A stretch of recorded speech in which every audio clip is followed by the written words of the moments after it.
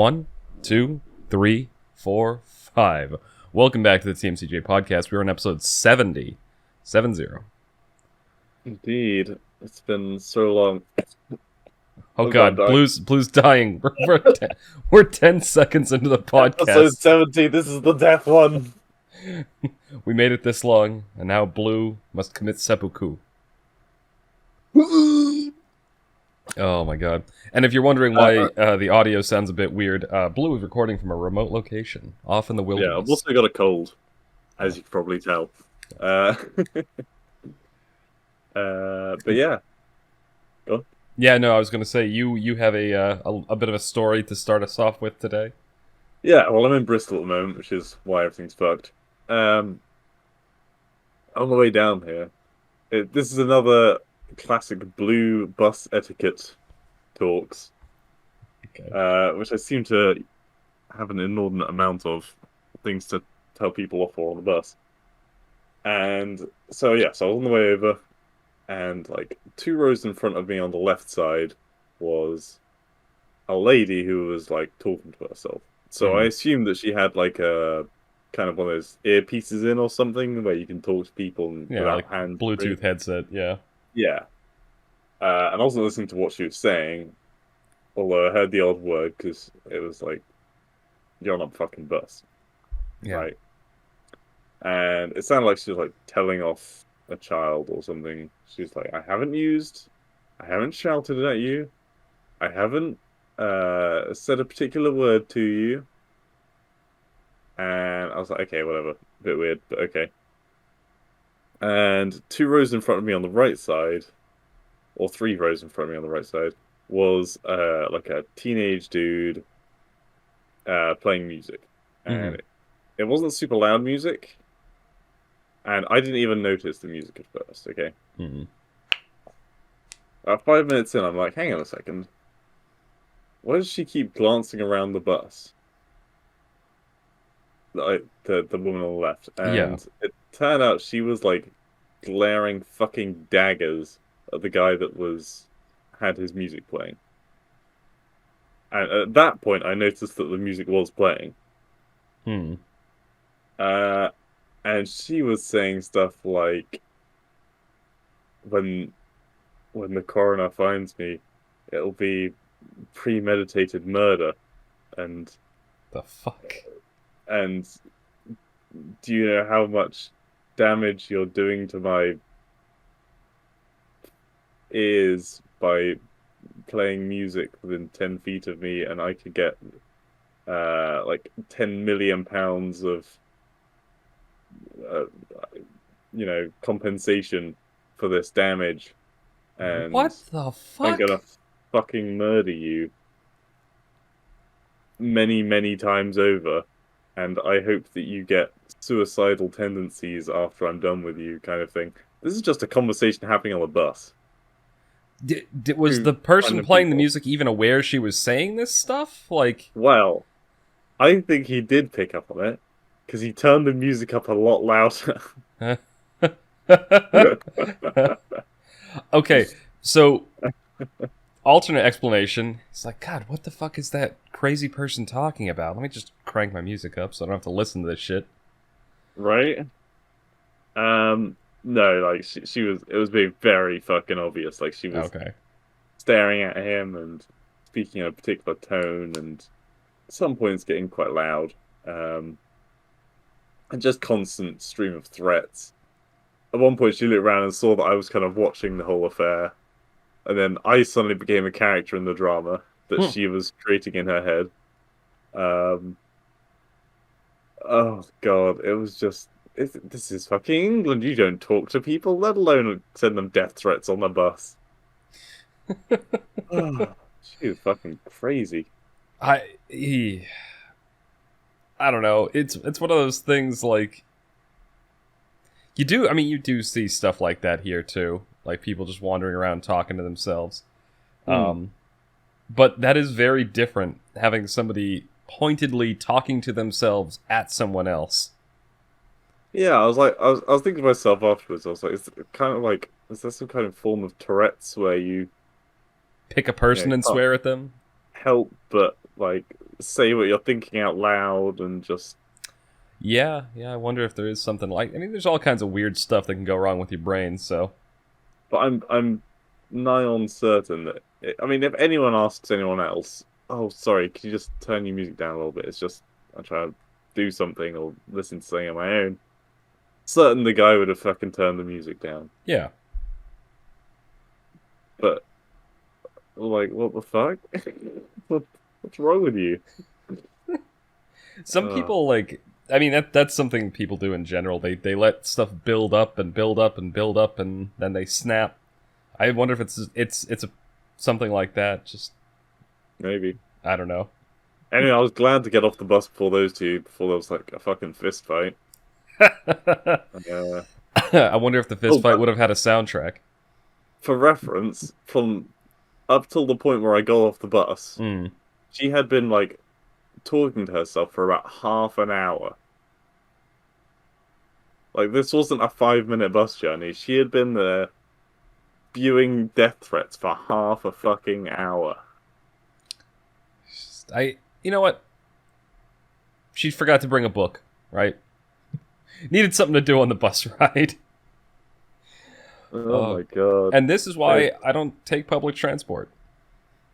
Yeah, I guess it's different in Europe and the UK because everyone uses it. But in the US, barely anyone. Oh, actually, this leads perfectly into something I wanted to talk about that really annoyed me. Mm-hmm. So, one of the things that my YouTube feed is just all kinds of weird, eclectic stuff that doesn't seem to relate to each other. You can see some kind of like video about politics next to a video about economics, next to a video about kittens, next to a video about capybaras, next to a video about cooking. Like I'd say the kittens and capybaras pretty. And the politics and economics probably go together. Yeah. But anyway, I was watching a video, and I'd never heard of the channel, but I do occasionally watch these like mini documentary videos where they'll go over like something that happened to a company or some kind of infrastructure project that had gone right or wrong. Yeah. And the video was titled like why America is poorly designed, and they're talking about infrastructure in terms of like transport and highways and public transport and stuff. And I was like, okay, I agree with that, but I agree with it for very different reasons than the person making the video. And I watched through the whole video. This was one of those rare instances where like I watched through the whole video and I did end up, disliking the video, like hitting the downvote on it, because it was a video written from the perspective of someone who has never been outside of mainland Europe. Or if they have, they've been on like vacation once or twice.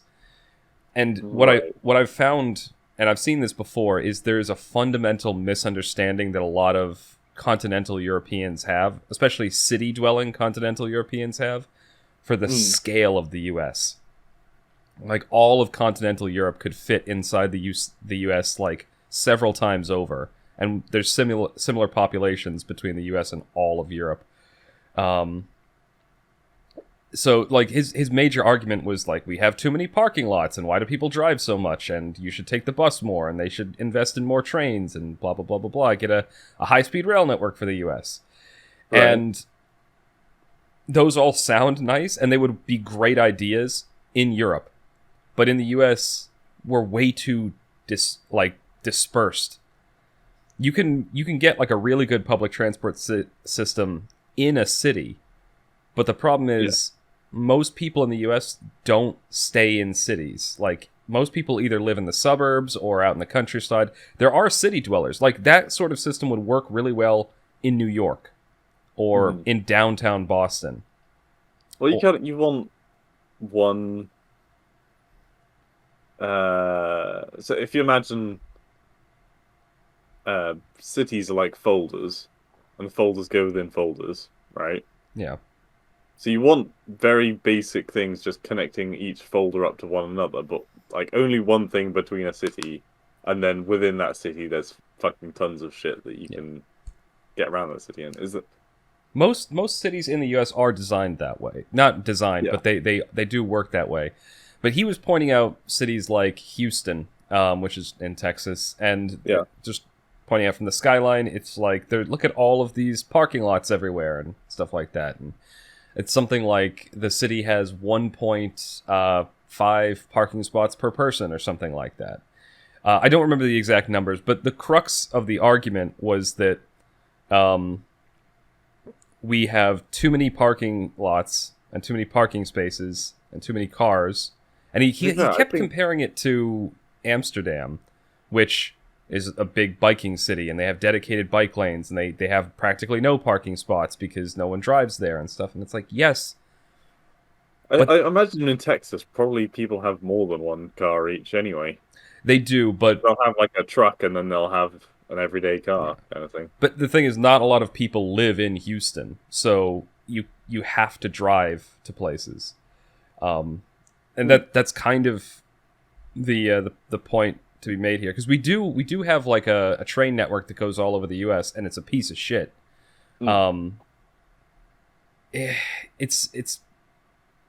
It's really hard to point out. Like if you had like key population centers, and then like almost everyone lived in those population centers, lived and worked in those population centers.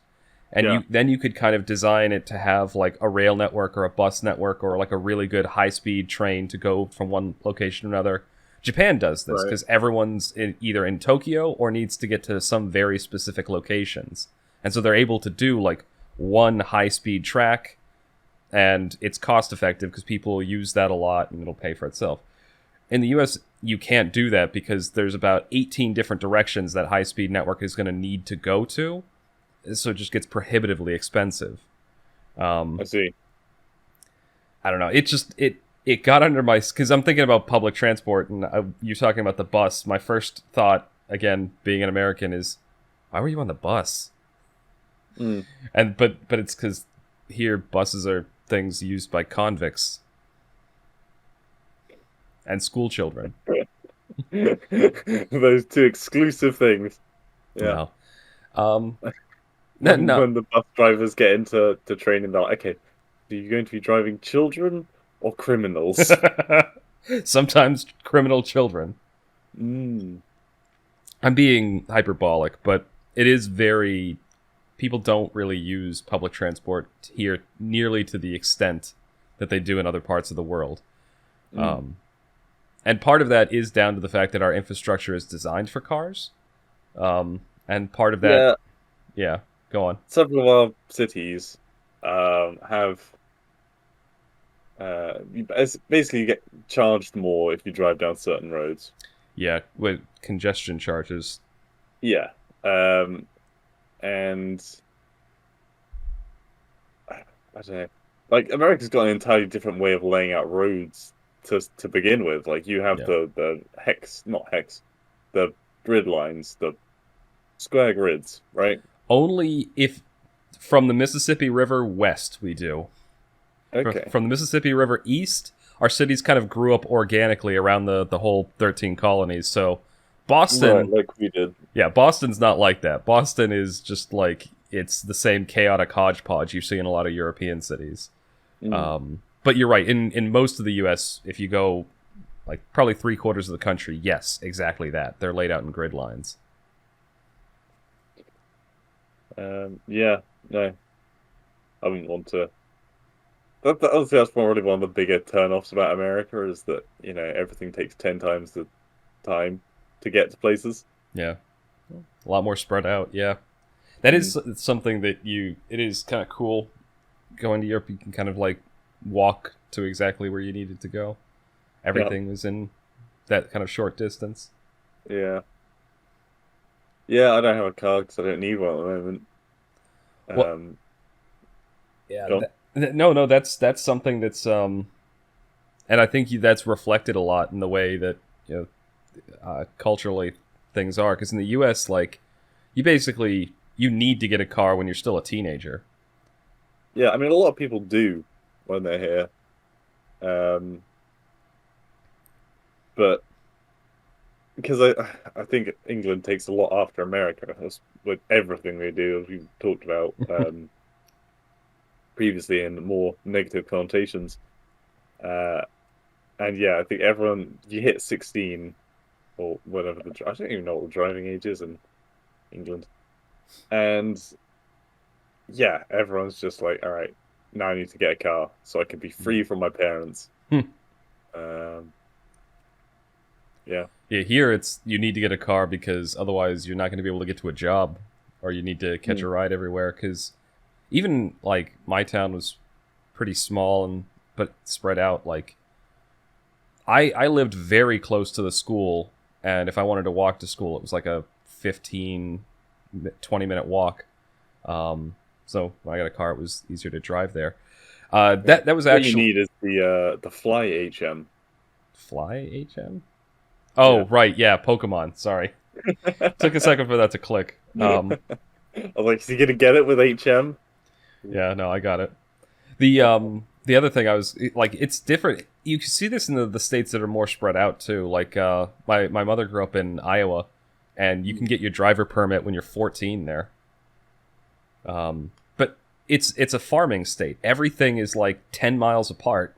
It's huge and spread out and sparsely populated, so it's kind of necessary.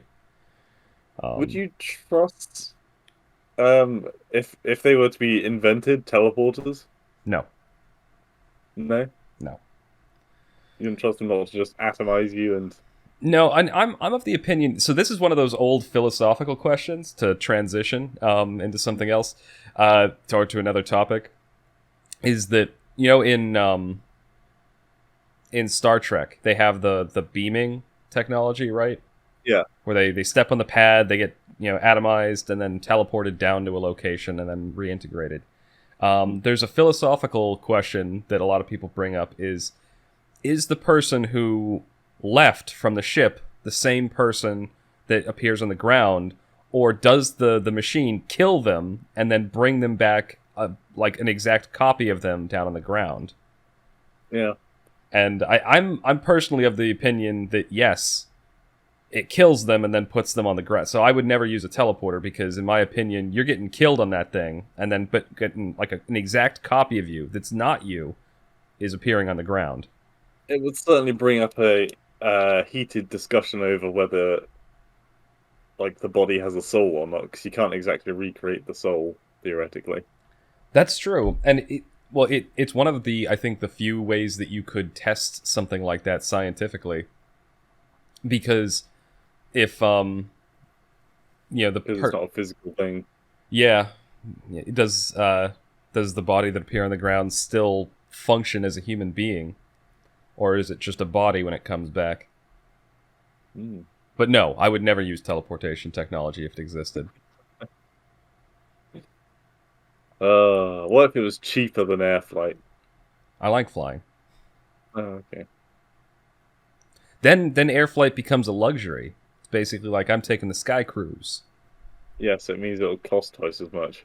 I mean, it already is prohibitively expensive. This trip that I'm going on for work next week, you should like the ticket prices have almost tripled. Yeah, you told me what the charge was to go over there. I was like, what the fuck? It was That's ridiculous. Yeah, and it was less than half of that when I booked the trip originally, before all of this started. I can imagine.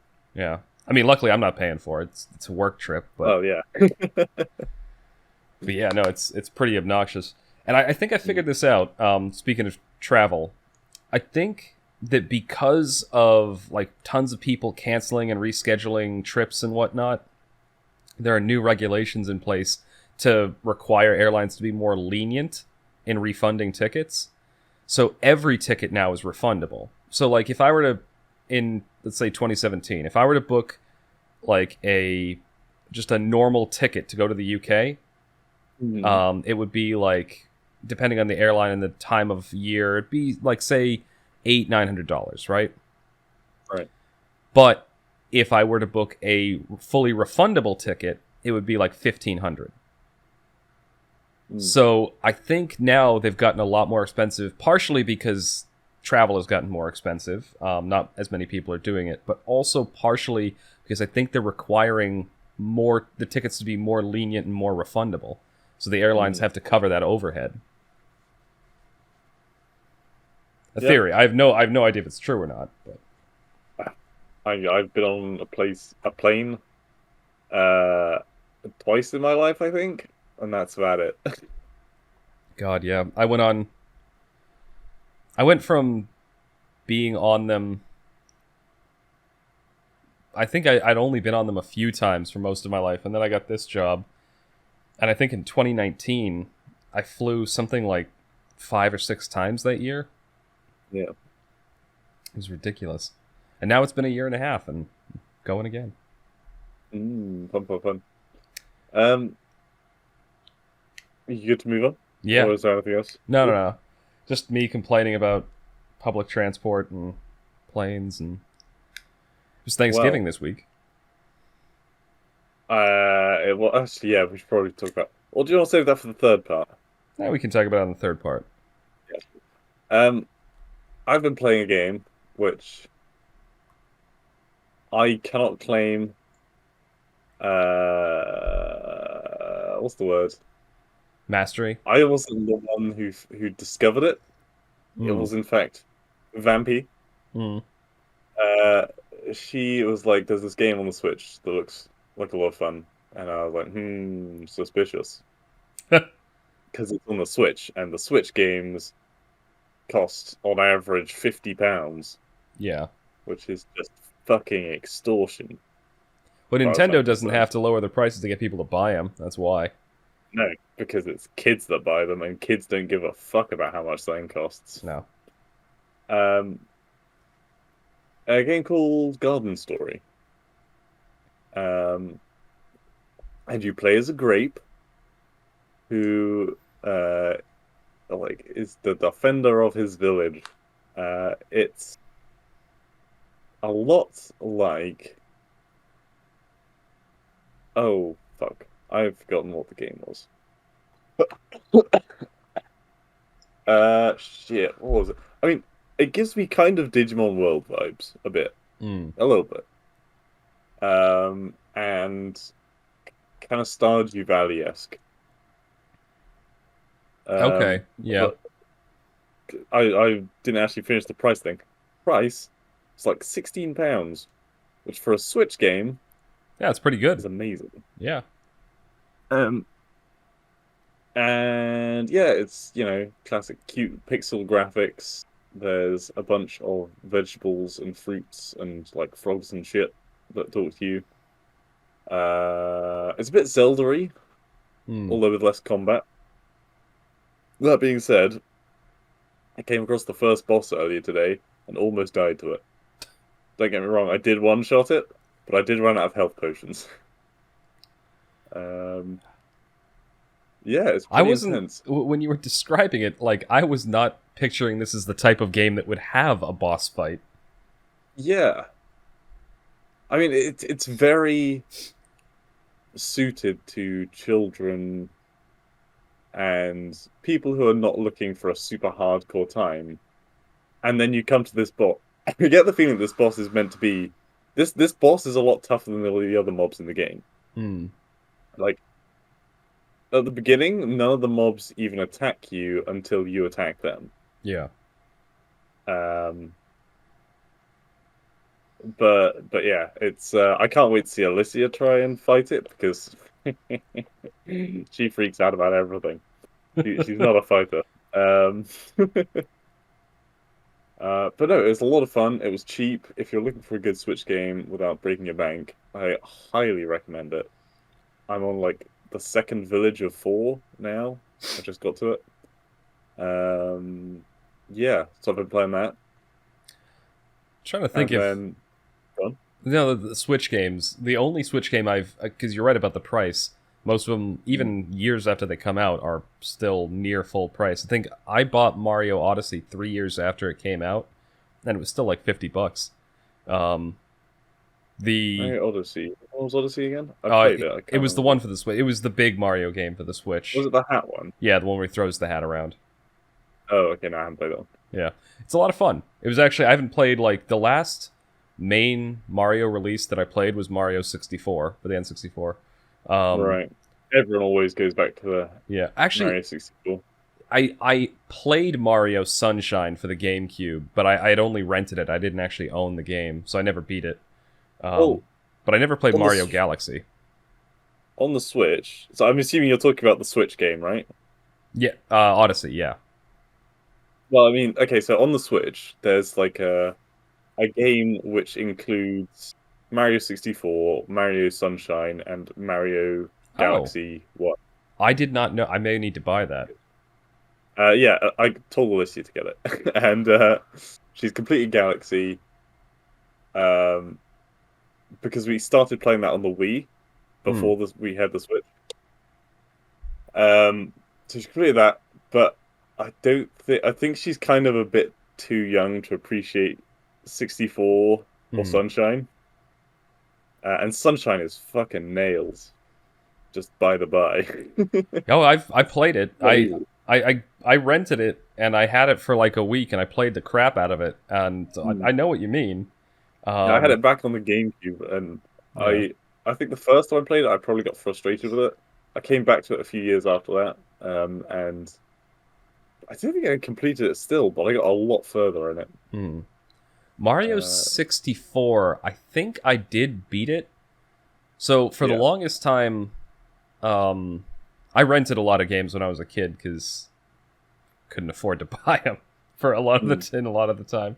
Um, but I Blockbuster. did what?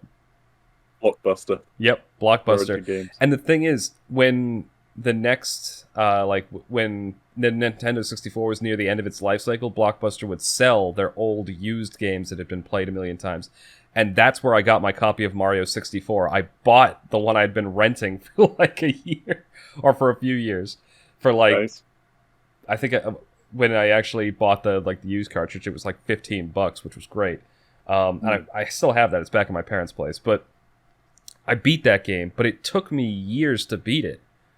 Um, Mainly because I every time I'd rent it, somebody else had wiped my save file, and I Oh, had to play again.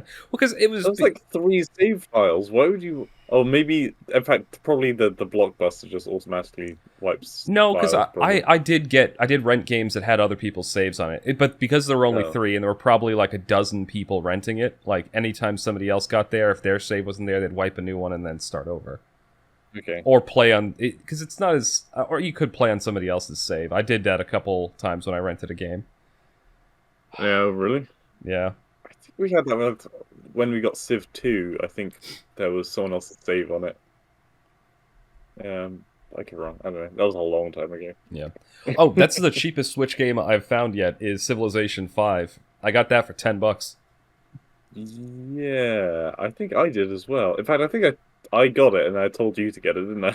Or Yeah, maybe not. or maybe vice versa. I don't know. I got it. It was a great like way to kill time when I needed a break from work. You know, Yeah. it's like I Ironically, not as cheap as the PC version still. yeah, That was free. true. But that was Civ 6.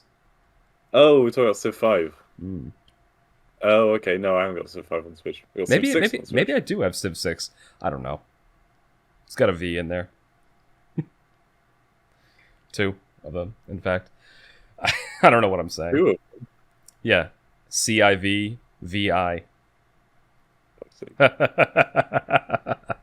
Like I said, I don't know what I'm saying. In fact, if you think about it, Civ is technically Roman numerals. Oh yeah, It'd be 104, right? yeah, 104. That's kind of cool. Kind of meta. If they That ever get to that edition, yeah, it'll just say Civ on the cover. it'll just say Civ. Yeah.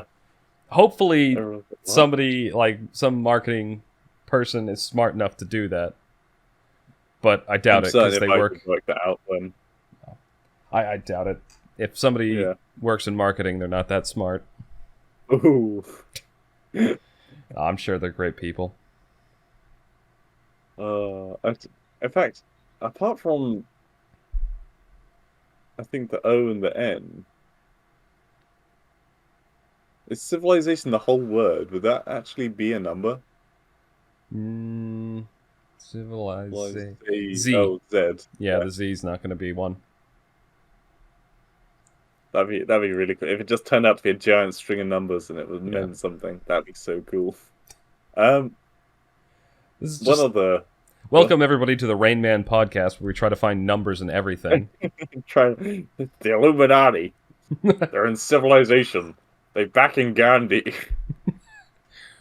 The Illuminati, they're smuggling rogue nuclear weapons into Gandhi's pockets. They're trying to make him more peaceful so that he flips and goes insane again. Oh, God. I know we've probably, and this is a pretty well-known glitch, but for the people that don't know, I should probably explain this. In the Civilization games, one of the world leaders is Gandhi, that you can play as. But if he's a computer player, famously in one of the original Civ games, his peacefulness counter was set to 1, which meaning his aggression counter was set to 1. And because of the way the programming language they used at the time worked, if he researched any technology that made his civilization more peaceful, i.e. less aggressive, for instance, democracy gives him a -2 to aggression, so it goes from 1 to 0 to -1, which flips it all the way back up to 256. So he went. It can't go into negative numbers, so it just goes back to the top of. Yeah, so Gandhi would become like the most hyper-aggressive nuclear power the moment he tried to get more peaceful from his starting position, and it just became a joke in later games that he was like the angry civilization who would nuke your cities if you didn't give him all your technology, or even if you did. Yeah. One other game I've picked up on the Switch today. That's good. I was a bit more disappointed in it, but I was like, "Ooh, a free game on the Switch!" And it's a Pokemon game, which, much like Pokemon Unite, which was free on the Switch, I was like, "Oh, this could be really cool and fun." Which was Pokemon Cafe, I think it was called, and it fucking sucked.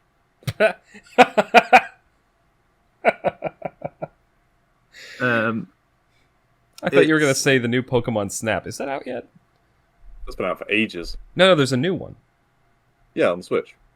Is it already? It's been out for ages. Oh, okay. Wow. I haven't been paying attention. I thought it was... Probably like £50 though, and I haven't heard anyone talk about it on YouTube after the initial release, so I'm assuming it's not great. Yeah. I mean, I had the original Pokemon Snap, which actually, I didn't have it for a long time. I actually rented that one too. But, yeah. I used to play the crap out of that one. I'm kind of disappointed. I was hoping it would be like really, really good. Well, this cafe game, it's... I kind of looked at the screenshots, I was like, oh, it looks like Cooking Mama, which I assume you've never played any of those games. Are you kidding me? Of course I played Cooking Mama. Oh, okay, cool. Mainly because of Juan, back in college. He was obsessed with the game, and so I played it too. I watched someone play Cooking Mama like a month or two ago, and I was like, fuck, that was really cool. I'm sad I didn't actually play that as a kid, because it didn't look like my kind of thing at the time. But no, this is more like... basically, there's a bunch of balls, and you just have to mash your finger on the screen to connect them all up, and break certain things by connecting certain things. It's not fun. So it's like a... They put artwork into it. So it's like a rhythm game. It's not like a rhythm game. It's... I don't know how I can describe... Hang on, say something quickly. Hi. Cool. I just knocked my... Anyway.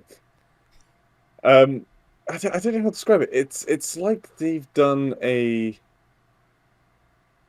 puzzle game, but taken out all challenge and just left it to RNG. Oh. Kind of. But they've got really nicely drawn sprites, apart from the human in it, who looks kind of fucking hideous. They've got these like adorable Eevee and, Bulbasaur and all the other fucking small Pokemon, right? Who come to a cafe. There's Piplup, who I love. And the game itself is just shit. And it's got microtransactions, which, also a massive turn off. It's a phone game, but they put it on the Switch. And a bad phone game. Yeah. One of those basically the games that are there just to be a time sink. Yes, it is. In fact, as I was playing it, I was like, this is the game that your mum buys and puts on her phone so that when you go to the barber, you stop fucking talking to her and just focus on the screen instead. Right? Yeah. That is this kind of game. Yeah, this is Occupy the Kids, the game. Exactly. Nothing that will make them frustrated by any level of challenge. It's also got the mechanic where you can't play it unless you have a certain number of tokens which refresh over time. Ugh. So, buy more of them so you can keep playing. Or occasionally you might get you can play unlimited matches for a certain amount of time. So play as much as you can in this space of time. And then at the end, they're actually probably going to give you another one. So you keep playing for another 15 minutes. We are literally going to have like an entire generation of people who are addicted to gambling. Because what you're describing, these are the exact same strategies that casinos use to keep people playing. Well, mostly at slot machines. Like, pull the lever, it's like, oh, you got a few more tokens, play for a little bit. Oh, it's double chance time. You can play for, like, half the price, get double spins, and they're all flashy, and it's the exact same. Yeah, exactly. Yeah.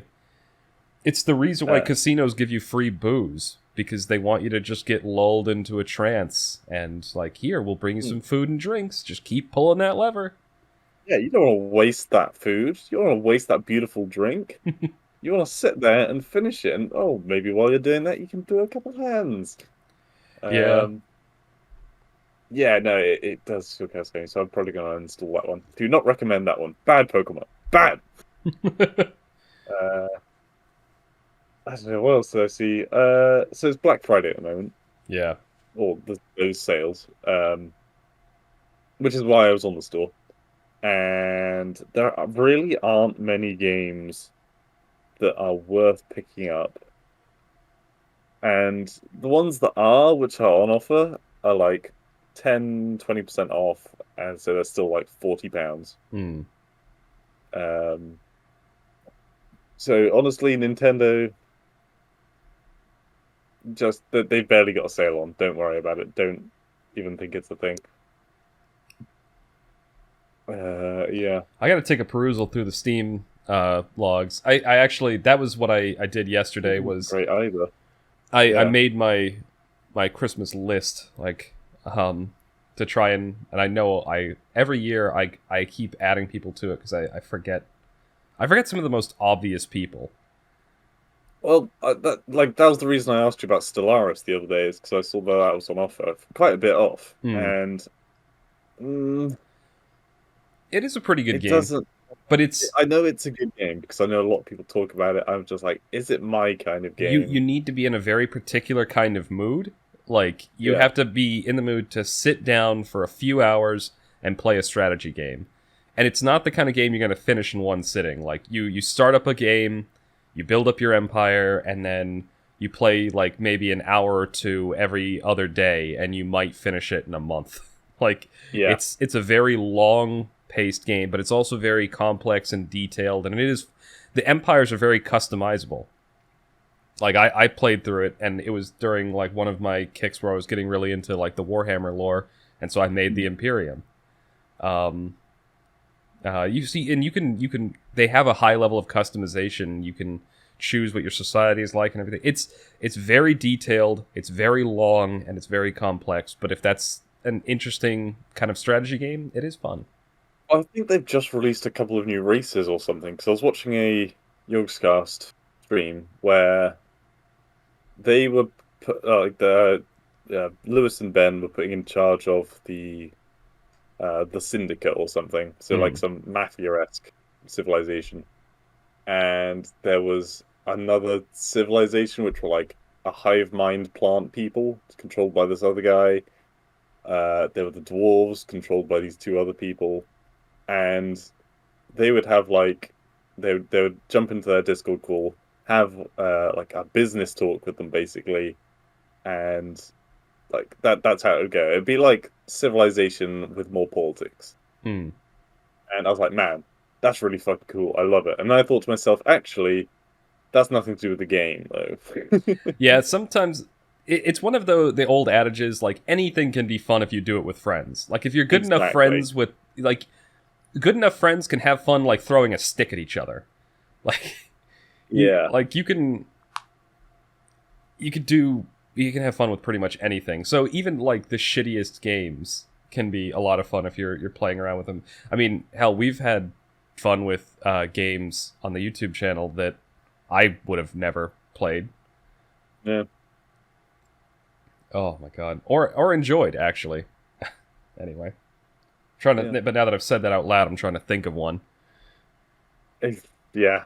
It's like one of those things where someone's like, oh, well, tell me one time when I've done that then. And then you're like, my god. I know that you do, I just can't think of it on the spot. It's the pressure.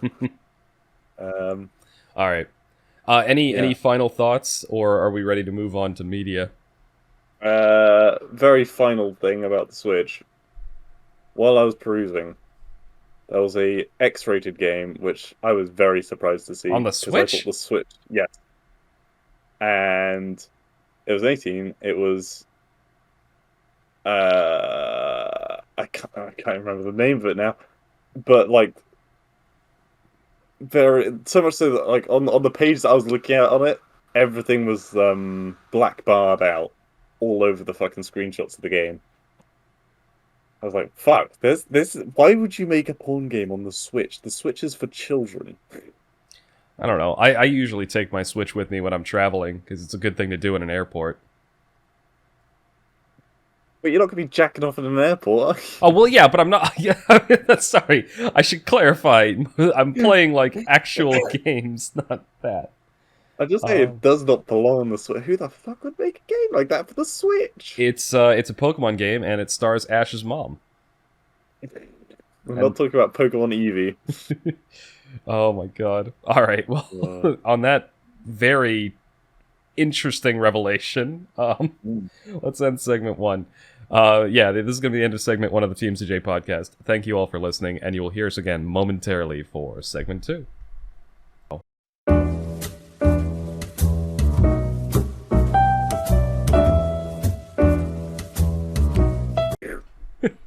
Welcome back to the TMCJ podcast. We're on segment 2, our media segment.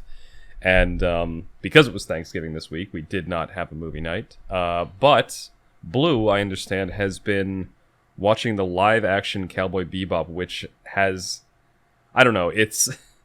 I was going to say, it's not just me. Technically, you have as well. I've seen a bit of the first episode. I have not watched past that. What point did you get too cringy and you just gave up? Oh, I'm trying to remember now. Because the first episode is definitely the worst so far, as far as I'm concerned. Maybe I'll watch a little bit more then. I honestly don't even remember how far into the episode I got. Like, they'd only introduced, like, 2 characters so far. Did you get to the intro music? No. So you just done, like, the fight in the casino? Yeah. And then I stopped. So, just as a refresher on this, Netflix decided they were going to do a live-action adaptation of Cowboy Bebop, one of the most famous animes of all times. Like, this is an anime that, like, even people who don't like anime love this anime. I was about to say it was the Pokemon of anime, but kind of Pokemon was a bit kind of like anime. Yeah, but this is like, and whereas a lot of Pokemon's geared towards children, this is very much a show for, like, adults. Well, that's the thing. Anime, or what I've seen of the anime, and bear in mind I've only seen like a couple of episodes of the anime, because it's not fucking available in England, were like pretty fucking chill, and they weren't that gruesome. Like the red eye was a bit grim because it's like eyeballs and like the grimmest it gets, like people die, they get shot, but it's not like gory or brutal. There are some later in the anime. There are some bits that do get a bit intense. But just before you start talking about it, I do want to, like, just as a refresher, one of this thing had a bit of contention right off the bat because of their casting choices.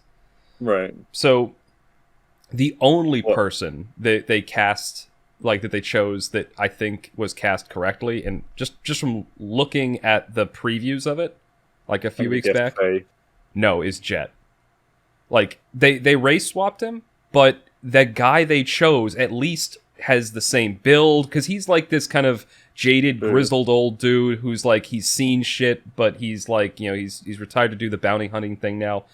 Aside from the fact that they completely changed his race, that the guy they chose seemed right from the trailers and alone.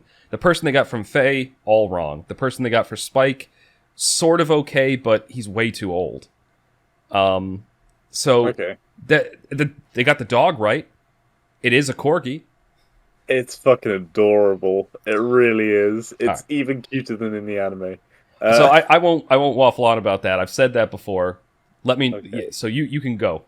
There are going to be spoilers in this because, as far as I'm aware, it's copying the anime. So you should know the whole story. Anyway, the first episode, as far as I recall before, you don't meet Faye Valentine in the anime until like the casino, right? Yeah, she shows up in episode 3, I believe. Yeah, there's that whole episode doesn't happen. You meet her in episode 1 instead. Okay. During the first scene you see her in is, you know where the British lady and Spike are talking next to the airships, right? She isn't British in the anime, but go on. She's very British in the live action one. Okay, yeah, go on. But I know what you're talking about. Yes. So for a start, obviously they didn't have the budget at that point for to fully model the airships. So they're just standing next to a Mustang. And Faye Valentine comes up from behind and puts a gun to Spike's head and is like, "She's a famous person, and I'm here to collect her bounty." So that's how they kind of just shoehorn her in there. And then she basically spends the rest of the episode locked in the toilet. Alright, so they fast-forwarded her story arc. Yeah, sort of. But, like, she doesn't really do anything in the first episode. And in the second episode, she just does not show up at all. Yeah, it's a bit odd. But I think that... Go on. It sounds like they were just trying to rush to get her in the first episode. That's very weird because... It is. They kind of wasted it. Yeah, the way they do it in the anime is, like, they take their time. Like, episode 1, they're introducing Spike and Jet and getting their dynamic down. Episode 2, they bring in the dog, and you get a little more development for Spike and Jet. Episode 3, that's when Faye comes in, and now you've already established the other two characters, so they can take their time going into her character. And then that doesn't... Well, keep going, but that seems like an odd pacing choice. So yeah, like, having just established that they've overlooked some pretty major things, right? In the first episode, they actually put in, you know, the 3 old guys around that table. Yeah, I love them. That they're in it, and they're perfect for it. The villains in the first episode look exactly like their anime counterparts. Oh. Like, these are really good details that people who've watched the anime would appreciate, I think. But they fuck up the main characters. Like, how do you do this? Yeah. Well, you know what it is? It's probably, there was less, what am I trying to say? Like, management control on the peripheral details. So those were probably kept faithful because it was made by people who actually had passion for the original thing. And they were like, oh, yeah, put the old guys in there. It's like, oh, yeah, make sure the villain's exactly right and everything. But then when it came to the main characters, there was probably like a million hands in there. Like, oh, we have to do this. And, oh, bring this person in first. This will be a lot cooler. And yeah, I imagine there were a lot of meddling hands when it came to the main characters that maybe there weren't with the periphery. I actually kind of want to watch now just so I can see the 3 old dudes. Yeah, that first episode was, the characters were good, and like, and it ended. It was very similar. It ended in a very similar way to the anime. Second episode, I I don't remember this from the anime, although you may correct me. It switched to so it was another criminal they were hunting down, and it was a guy who was placing explosives at I want to say seemingly random places, and they were bombs attached to like teddy bears. Does that ring a bell? Yep. Yeah, that's Okay, really late in the anime. right. Okay, yeah, that's episode 2. Okay. Yeah, I think And they called him Teddy Bomber, if I remember right in the anime. it's episode 2 gets a lot more sinister. Hmm. Right from the beginning, where they're like, it's like a news report. You see a bunch of like British-looking policemen in kind of British outfits going towards a just standard fucking building in this day and age. He looks down. There's a teddy bear there with a countdown timer. He's like, run! And then he explodes into a million pieces. Oh, yeah, that is a lot gorier. There's not much viscera. There's just an explosion. He clearly is like right next to the bomb. See, that episode in the anime is actually a really, really funny, lighthearted episode. The Teddy Maybe it was Bar meant to be, one. but it came very sinister. Anyway, I'm going to skip forward through a lot of it. And Yeah. then at the end of it, they get on the bomber's ship. Hmm. And so it's Spike and Jet, Mm-hmm. and they are walking along, almost step on a trip mine. Then they find all these teddy bears, and they got a manuscript from the guy before. Hmm. I'm flashing back a bit now because there was actually an important scene. They were in a church trying to find out where the bomber was, Mm-hmm. and a member of the syndicate found out that Spike was alive, and so they attacked him in the bathroom of the church. So Spike had a gun. The assassin had like a short sword hidden up his sleeve. Hmm. Spike breaks the sword in two with the butt of his gun on the edge of a sink. Okay, if you had the sink, that's a really shitty sword then. Yeah, and Especially since most guns are not made of like metal, not the butt of them anyway. Like typically Yeah. for balance, the like the handle is like some kind of a ceramic composite or something like that. I feel like if you're going for realistic fighting scenes, this is definitely not the show to watch. The fight scenes are so unrealistic, in my opinion. Which is hilarious because they were actually pretty good in the anime. Yeah, no, these are bad. Right, yes, they're on the guy's ship, and they found the bombs and stuff, and they're like, okay, we just need to walk out and report it or something, or blow it up. I can't remember. They needed to get out anyway. They turn around, and there's a fucking dude there wearing just boxer shorts and a teddy bear for a helmet hat thing. Okay. Like, kind of very psychopathic, like just imagine just a fucking naked dude with a furry hat on. Yeah, no, I got the image. Yeah, holding like a bomb detonator, and he's trying to talk through the suit, and they can't work. There's a joke where they're like, "Oh, we can't understand you because you're talking through the fucking." And so he's like, "Put your hands up," and so they eventually put their hands up, and Spike's like, "I know how I'll get him." Spike is holding his gun, right? He drops his gun, flicks a screwdriver up into the air from his right foot, catches that in the same hand that he had the gun, throws it into the guy's leg. You're holding a fucking gun! Yeah, why? Did you do that? Throws the gun away and it doesn't get used. It's like... It's so stupid. There's... Yeah. That whole thing, that guy, the Teddy Bomber guy, in the anime episode, that whole episode, he's played for laughs. Because he's like, he ends up being a side character in an episode where he is the villain. I won't spoil it, but it's actually a really fun and hilarious episode in the anime when you do eventually watch that. Yeah, I don't think he is in this, because in this he's got like pretty bad burns all down the side of his face, and oh yeah, that's when you do see him, and yeah, it's a bit weird.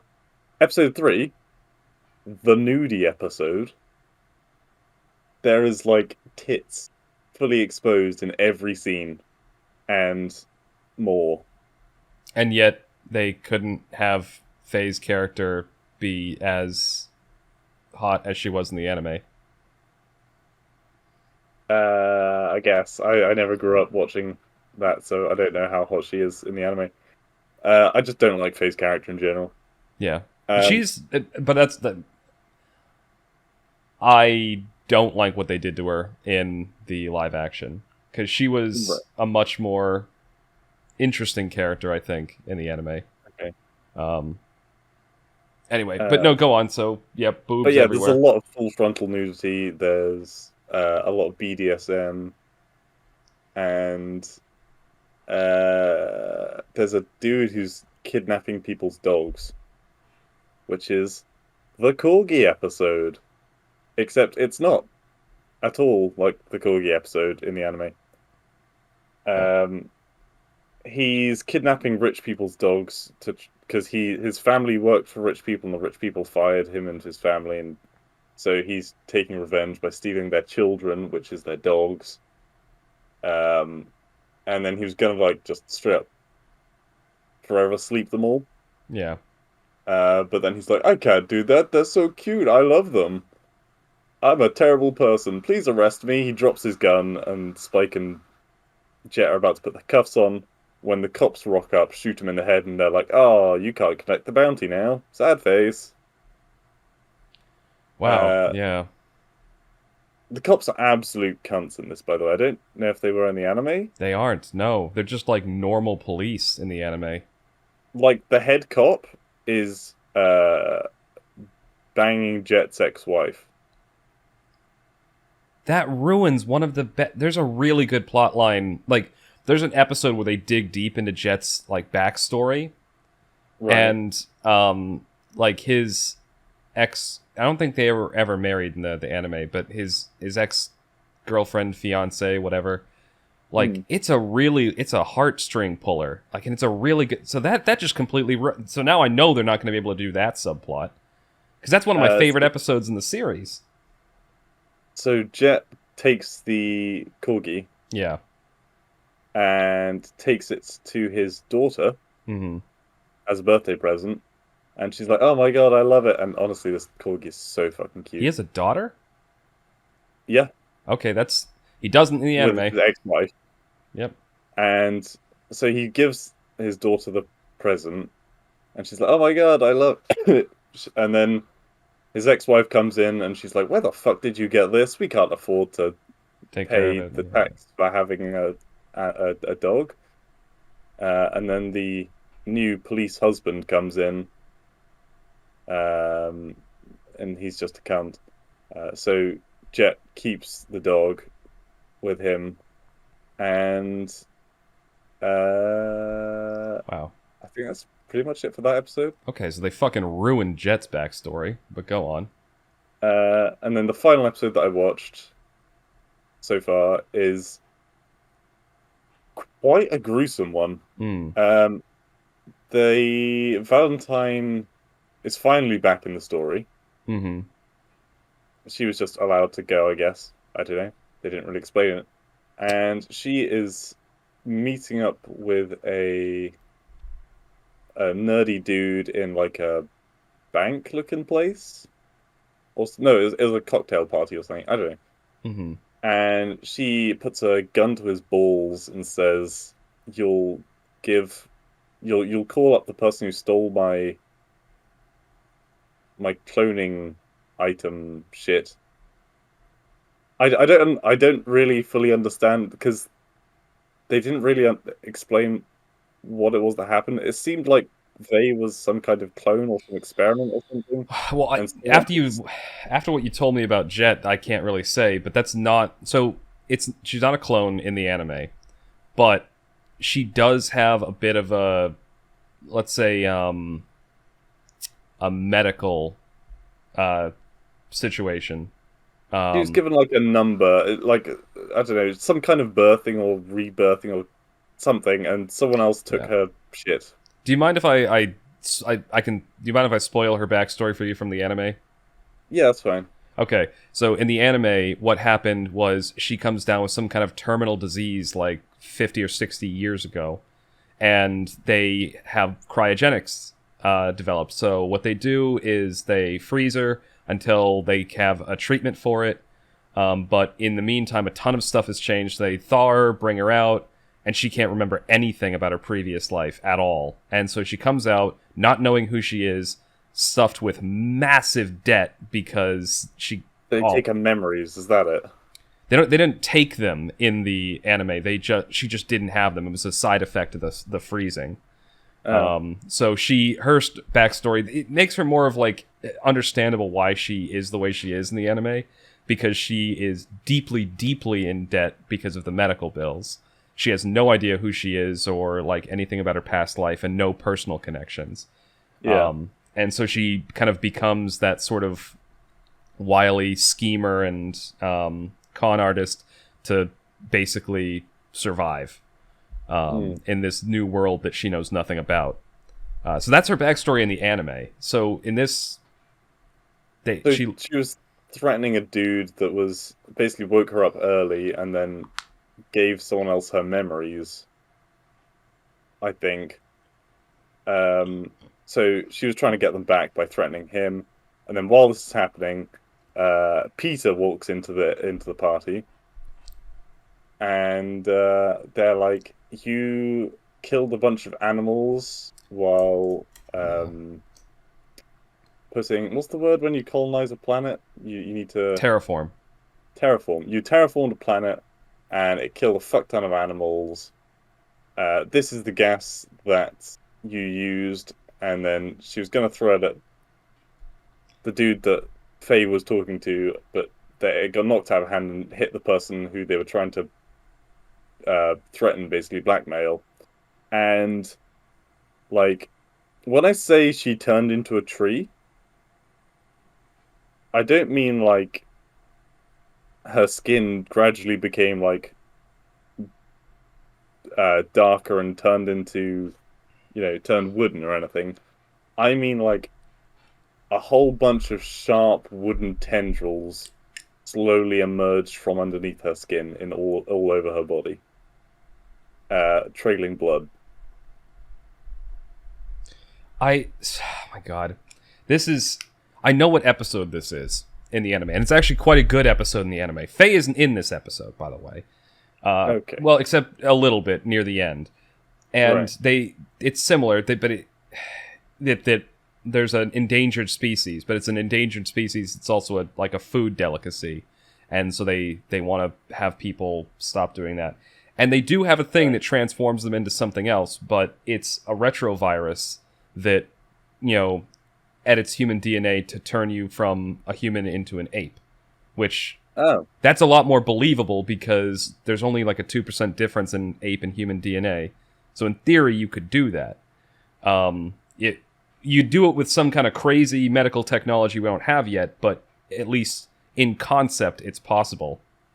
Unlike turning someone into a tree, which our genes aren't even remotely similar. It is real fucking gruesome. I will tell you that much. Oh my god! I'm gonna wait till you finish your full synopsis, but I've developed a theory about this series in my head, and I want to get your thoughts on it. But go on. I haven't really talked anything about the Syndicate. The Syndicate have kind of been throughout all the episodes. They've been plotting and scheming and shit, but they're not the majority of the episodes. They're not the main focus of the episodes for me. They're kind of the subplot, which is overarching.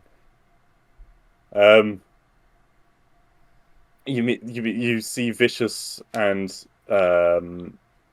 Spike's old girlfriend, I'm guessing, or wife. So they go in front of the elders, and the elders are like, "Right, Vicious, you've been selling red eye behind our backs. We want you to shoot your wife or girlfriend."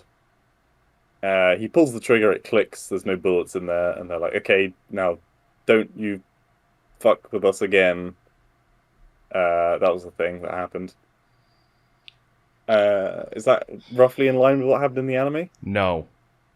Okay. So again, it's an example of like it's sort of similar to what happened. Vicious does go before the elders to do something, but it's completely different. There's no girl there. They don't try to make him their bitch or anything like that, like you're talking about.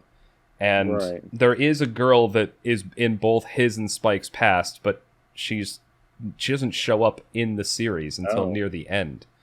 I assumed that would be one of the things that stayed the same because it felt very like core plot element.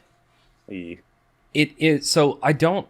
They introduced the Syndicate like something like 5 or 6 episodes into the anime, and it's quite like a very tense reveal when it happens. Technically, they do it on the first episode with the Red Eye, don't they? Breaking into the shop. Yeah, but that they're just talking. They mention it. It's just like Syndicate, but it's not clear that there's any sort of connection between like Spike and anything like that.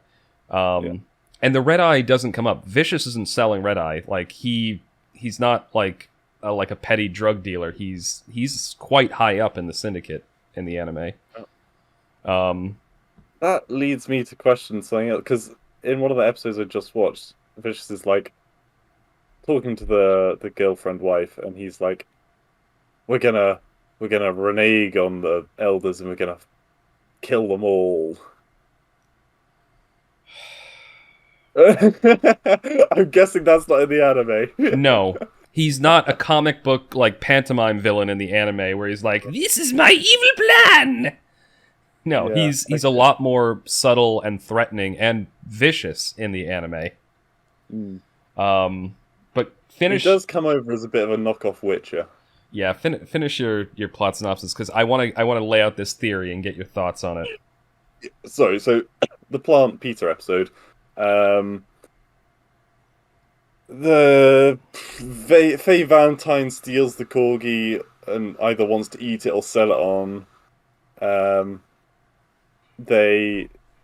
But she steals Spike's ship to get away with it. They track the ship. They catch her, and instead of being like, "You're getting locked up because you're a bitch," or, "We're just going to shoot you." No, they're like, "You can help us with the next stage of our plan in catching these eco-terrorists." So Spike and Jet stop the rockets from launching into the atmosphere and treifying the inhabitants of Mars, I think. Go. That at least they got right. The missiles going for, and it's not in the anime. It might be different. In the anime, it's Ganymede, not Mars, but still. I couldn't remember the planet. It's probably the same planet. Yeah. And then Faye goes after the mother and the daughter, who fly up and apparently have their own missile in a spacecraft, which I don't know why they didn't just fucking drop it from the spacecraft, because, that seems a bit easier, and you're already in your escape pod.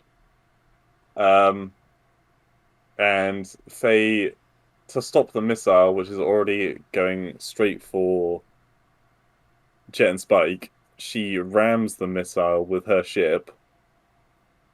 Her ship gets like a wing torn off it. She spirals out of control. She doesn't have an ejector seat, which really annoyed me. And she just straight up fucking face plants the planet. And then wakes up on a couch with a couple of scratches. This again is they got it's so close, but they tweaked it a little bit, and it's awful.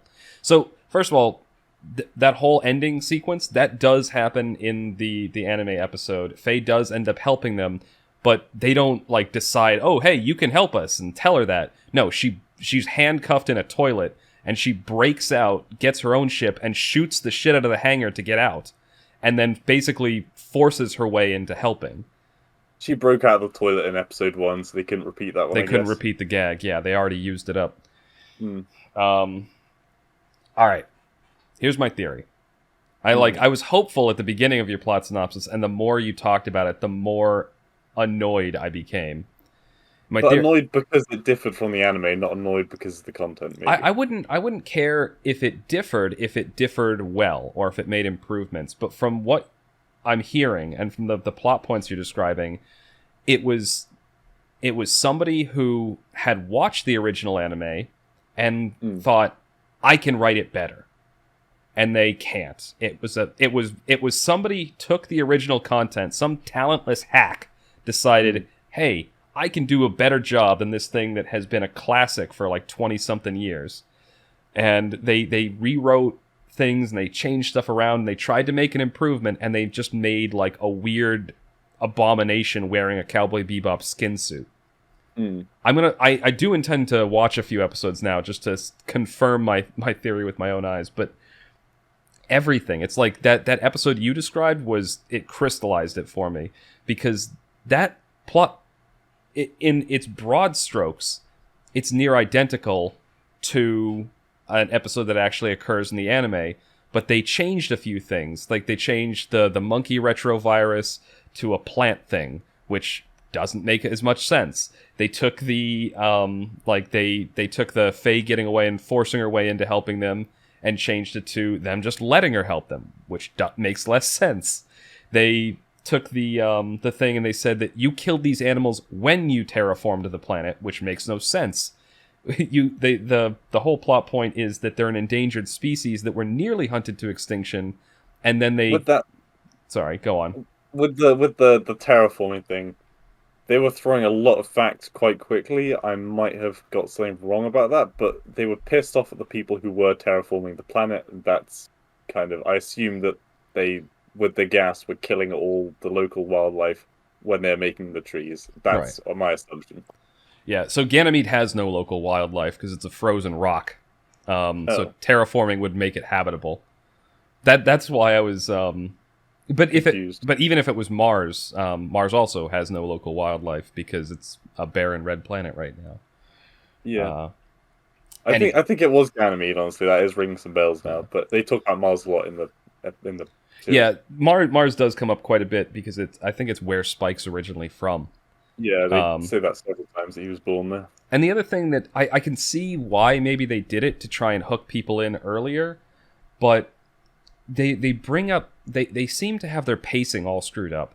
They bring in major characters like Faye comes. It sounds like she comes in way too quickly, and so she shows up just to have a cameo, which I think doesn't it screws with the pacing. They bring up major plot points in like kind of an offhand way, like Faye's medical stuff, or like having the Syndicate show up. That thing with Vicious really pisses me off because they've essentially it was very subtle in the anime. Like he does execute that plan that he talks about there, but he doesn't say anything. It just kind of it comes up and it's very abrupt and very brutal when it happens. And because he doesn't do it, he hasn't actually done it. He's just posed this to his wife. He probably will do it at some point in the anime. And yeah, and that's the other thing. It's like they've taken this character who is just like this, almost like this unknowable evil in a way. Like he's very enigmatic, barely says a word in the anime, and he's very like cold and threatening. But in the TV show, it's like, oh, I gotta check with the missus first. And it's I don't know. It seems like and I'm going to watch it to confirm for myself, but that's my theory, is that some hack of a writer who liked the anime, probably did like the original anime, but they thought they could do it better. And they can't. Sorry. That's it. That's major plot point, which I want to confirm whether it was in the anime or not. Something they're talking about now is that Spike was originally part of the Syndicate and is completely kept that a secret from Jet. Is that true to the anime? He used to be part of the Syndicate, and he doesn't talk about it with Jet, but there's it's not that it's a secret. There's this really tense scene in the anime when it's kind of coming up, like Jet knows that he has a past, but doesn't know what it is. Right. And there's a scene where Jet asks him, like, pretty pointedly, what's the history here? Like, when the Syndicate first shows up in the anime, and Spike's answer is, "How did you lose that arm?"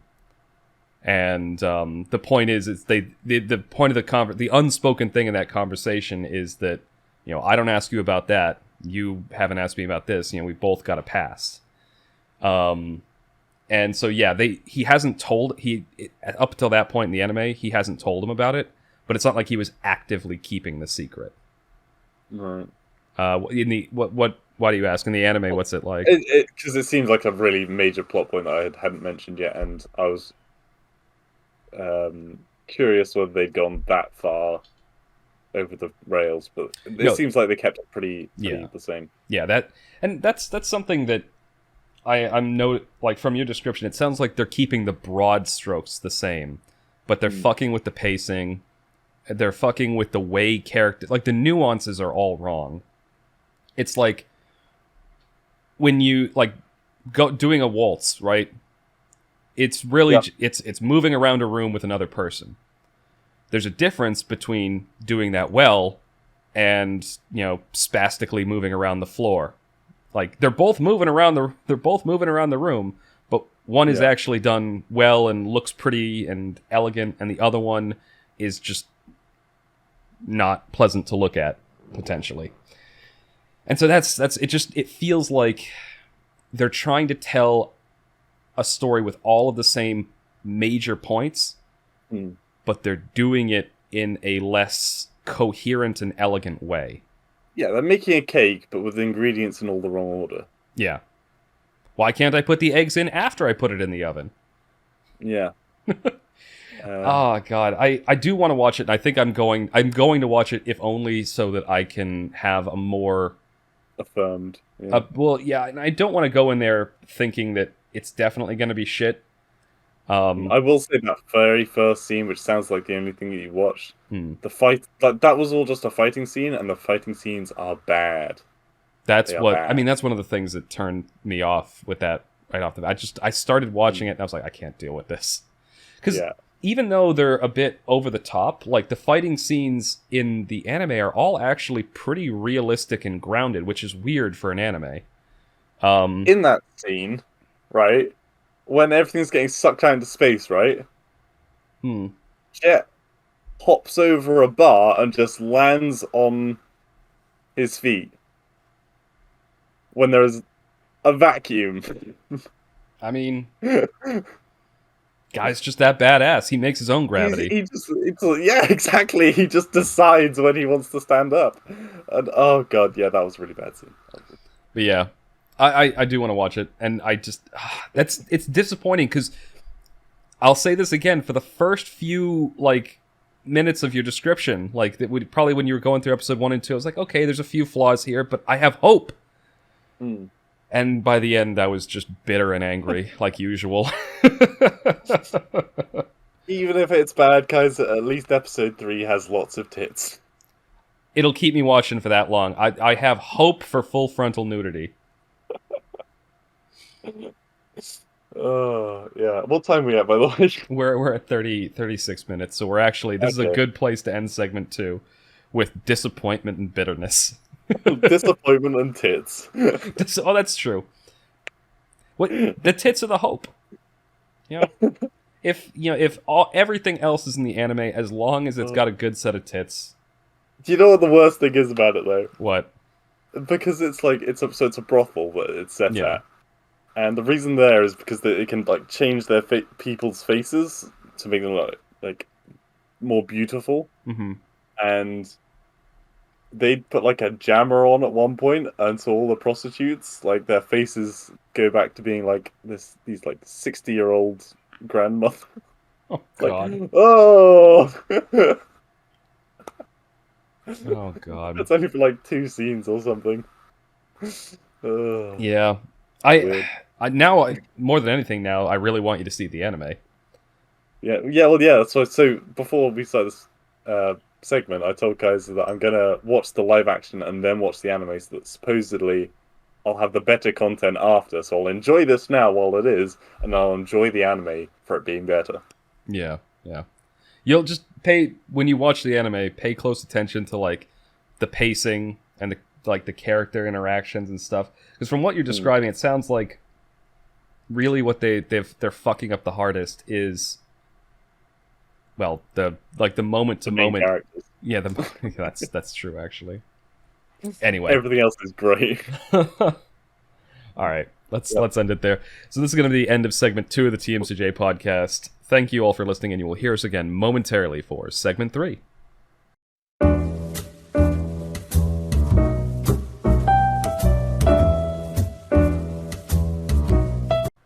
Welcome back to the TMCJ podcast. We are on segment 3, our wild card segment, and this week we didn't really have anything special planned, but it was Thanksgiving this week. It will be a week after Thanksgiving. What? That's pretty special. It is special, but it's not special in terms of we sometimes do quizzes or games. Special. I didn't call you special. You are a little bit special. But yeah, it'll be a week after Thanksgiving when this goes live. But yeah, was Thanksgiving this week, and I don't know. I just wanted to just generally chat about family gatherings, Thanksgiving in particular. I also, fun little factoid, some people know this, I didn't know this for years, Canada has it like a month before us. They also have it, but it's off by a month. Yeah, I remember Mass and Nick were saying it in the chat, and I think a couple of you were like, what? That's like a month away still. Yeah, they have it on the wrong day. And I just don't have it. Honestly, I'm really not a fan of turkey. Yeah, well, we usually have, like, what do we have for this year? We had potatoes, it was turkey and ham, stuffing. I love stuffing. Yeah. It's various mashed and whole vegetables cooked in different varieties. Cranberry sauce? Sort of. It's this cranberry, like, it is, but it's not a sauce. It's like, yeah, it's more like a chutney kind of. Yeah. We did have that. Yeah. 2 bowls of it. 2 bowls of it, my goodness. Well, they're little bowls. Yeah. Okay. It's like a soup bowl of chutney. No, like a fit in the palm of your. Honestly, it could have been eaten. You'd like keep in mind like the people that are at this family dinner. Jake's pushing 6'6" now.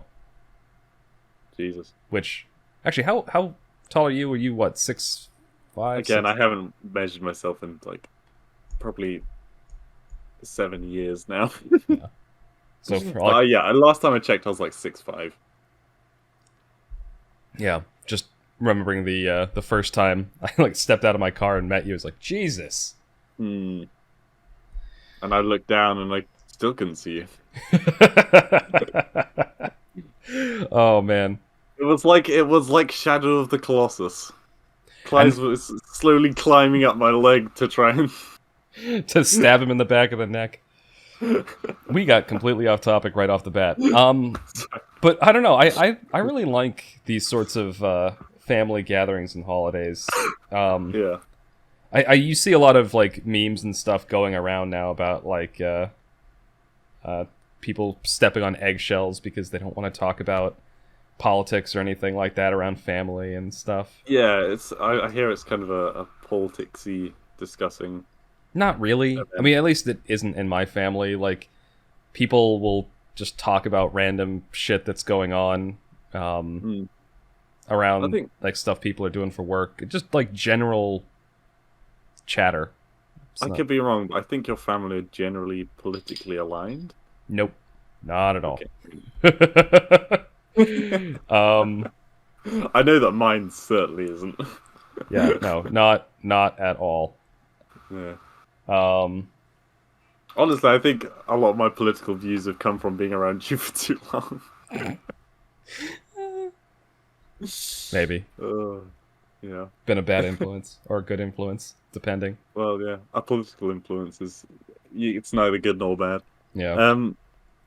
But no, but it's nice, and it goes the way it usually goes. Like, you know, food or generally walking around, chatting, meeting everyone, and everything.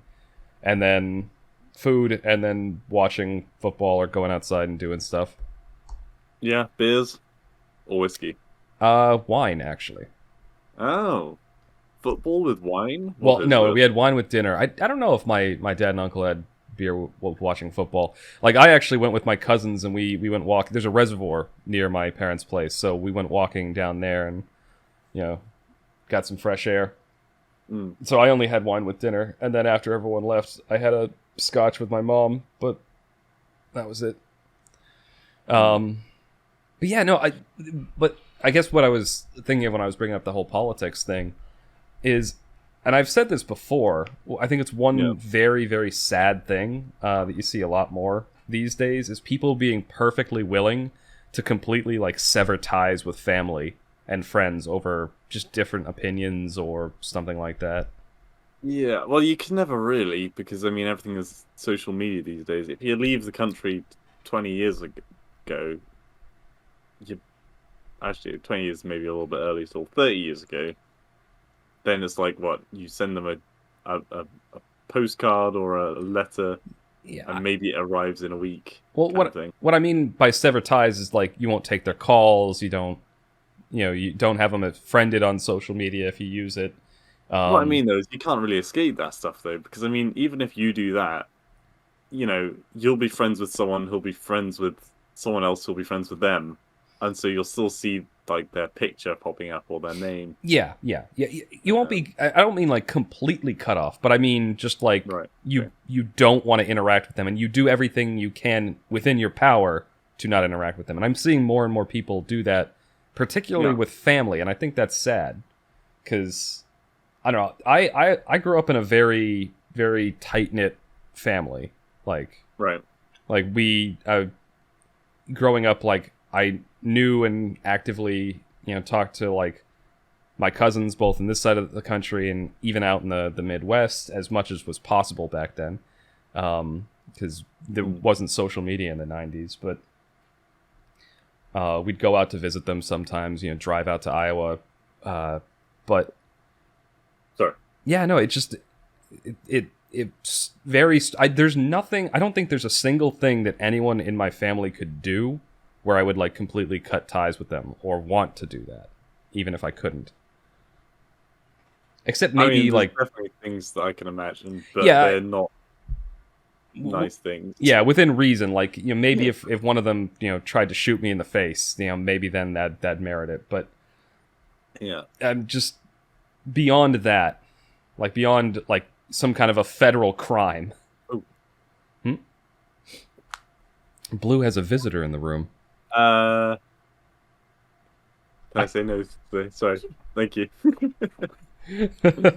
Blue, not in his normal studio, has some people popping in, saying hi. Yep. Were you being offered food? No, I was offered if I wanted to be to help pick up Alicia from work. Oh God, he's preoccupied with the podcast. Podcast. That's commitment right there. Yeah. Oh God, if she listens to this episode.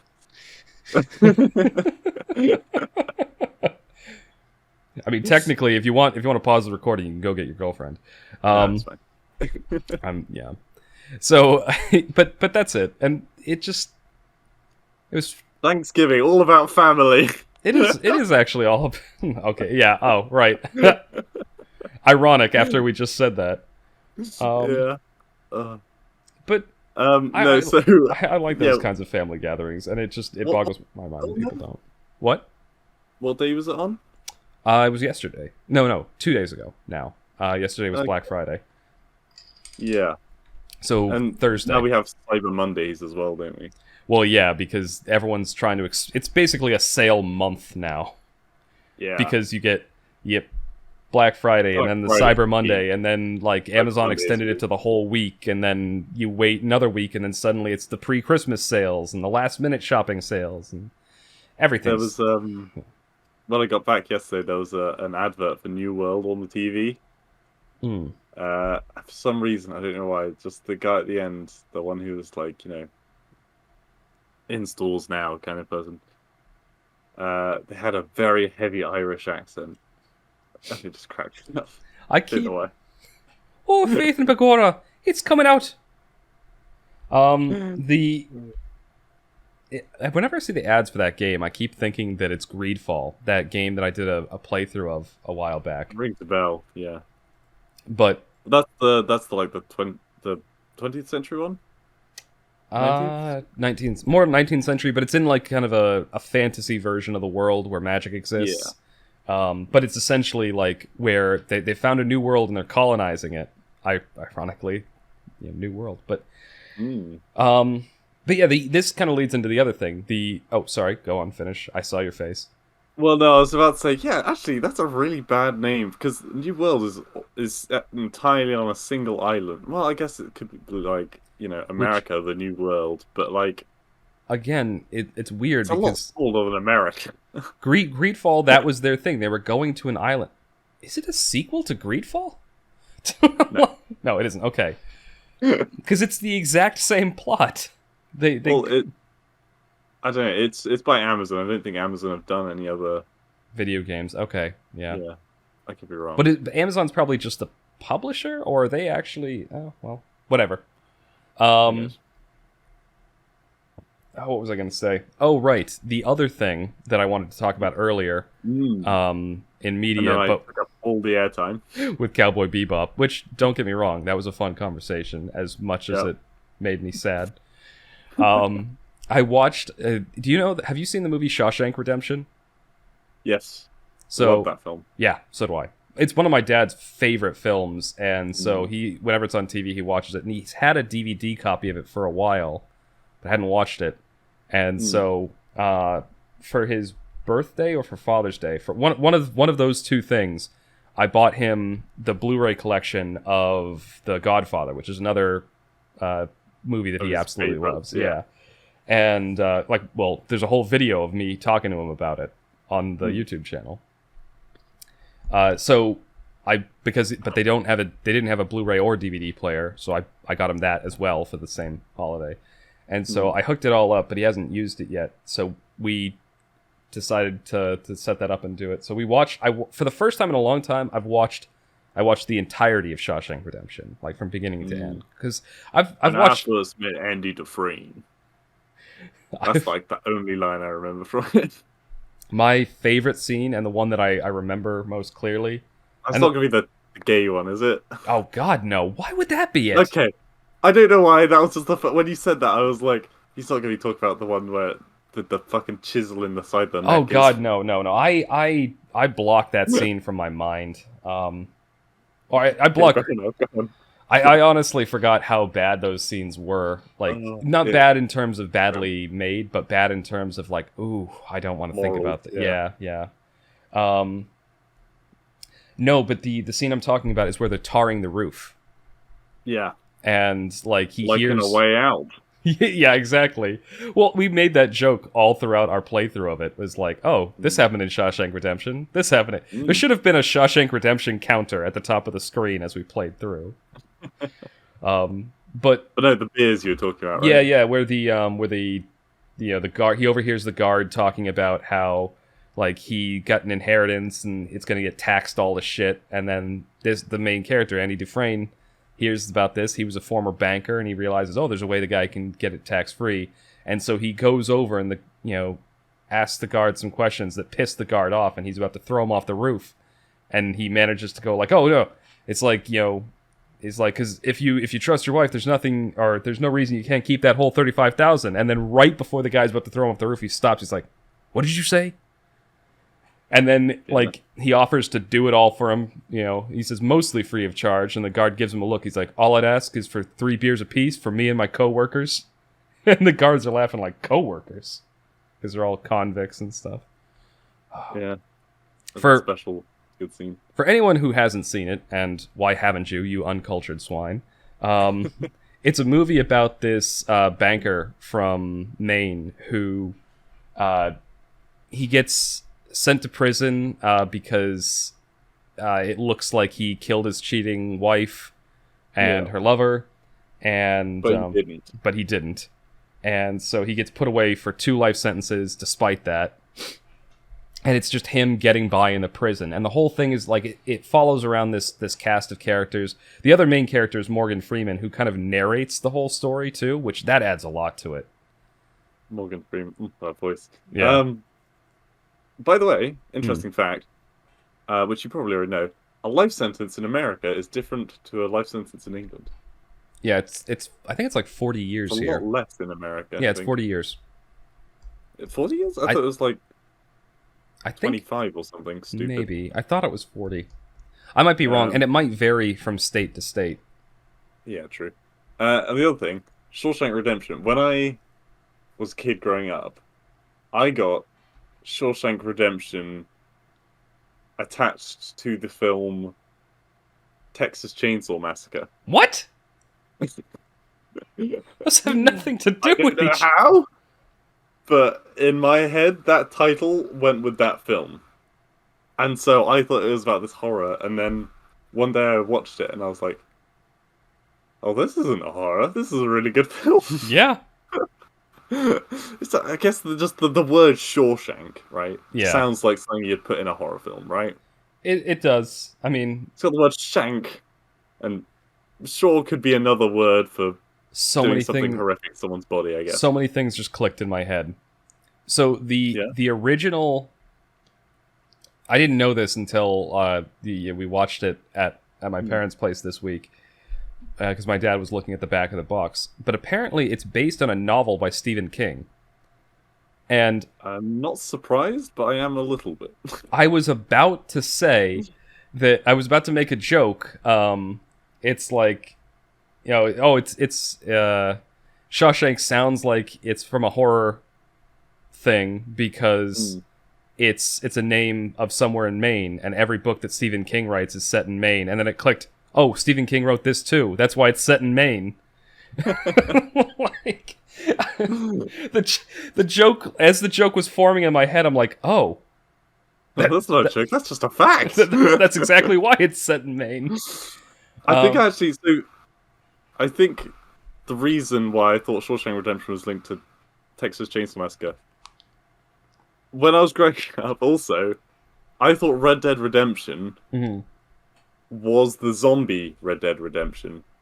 You know what I mean by that? Yeah, the zombie version of it, yeah. So I got Shawshank Redemption, connection to Red Dead Redemption, connection to zombies and horror, connection to Texas Chainsaw Massacre. God. Just a very weird train of thought, yeah. Giant connect the dots puzzle in your head. Of all wrong things. Yeah, there's it's quite a good movie. And I don't want to go through like the whole plot because honestly, I didn't realize it. There's quite a big reveal at the end. So don't like, because you go through the whole movie. All right. It's the end of the podcast. So spoilers here if you don't want to know how the movie ends. But honestly, watching it without knowing this, I think would be a lot better. But most people probably do at this point. So the ending is that like the main character does end up escaping from prison. Yeah. And they do I didn't realize this until I watched it the other day, but they do a really, really good job concealing the fact that he does end up escaping from the prison. Like, up until that movie, it's just been about a guy who has hope and he's trying to get by and just, live his life the best he can in this kind of circumstance.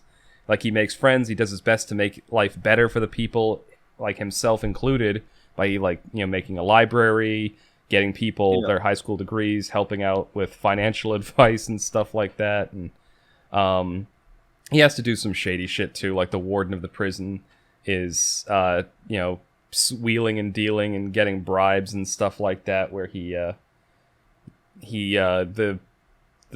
Andy Dufresne, the main character, is kind of cooking the books for him. Yeah. But no, like up until like the very end of the movie, like they built the build up there, you think he's about to kill himself, like the main character, and then it's revealed that he escaped. He's just gone. And then they find out that the entire movie, they do like a retrospective, that he has been pretty much since like the first year or so he was in the prison, he has been planning and working towards this escape for something like 20 years. And then he does. Wait, what? What do you mean, what? 20 years? Who's been planning it for 20 years? The main character, Andy Dufresne. He's not in Shawshank for 20 years, He is? Yep. 20 years. He goes in there in 47, and I think he escapes in 1966. So actually, 19 years. I thought it was a far smaller amount of time. Because I thought the massive time jump cut was when Freeman got out. Morgan Freeman, that's not a big jump cut. It's only like a year or two until Morgan Freeman gets out. Huh. The librarian gets out, kills himself. There's a massive jump after that. Yeah. Because that happens in...